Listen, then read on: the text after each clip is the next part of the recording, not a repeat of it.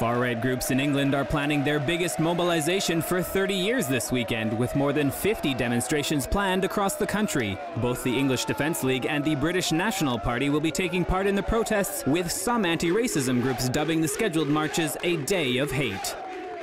The ultra-conservative groups regularly campaign against the Islamization of the UK, and the EDL has been especially angered after two radicalized Muslim converts hacked British soldier Lee Rigby to death last week in London.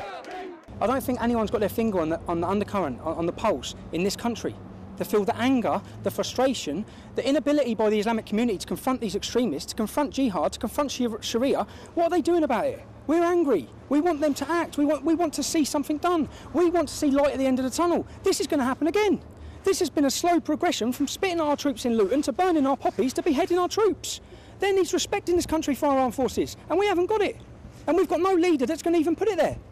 The protests could be a flashpoint for conflicts between the conservative groups and anti-fascism campaigners and Muslims. Security forces are on high alert ahead of the marches, and police were forced to take controversial Muslim cleric Anjem Chowdhury's family into protective custody following threats by far-right groups.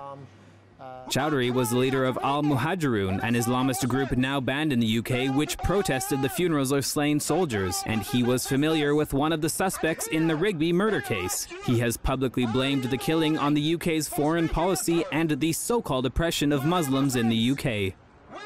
The Rigby murder shocked the nation after it was brazenly carried out in broad daylight, and anti-Islam hate crimes have already started to climb since the killing, including 10 attacks against mosques and reports of Muslim women having their headscarves ripped from their bodies. The nationwide protests are scheduled for Saturday.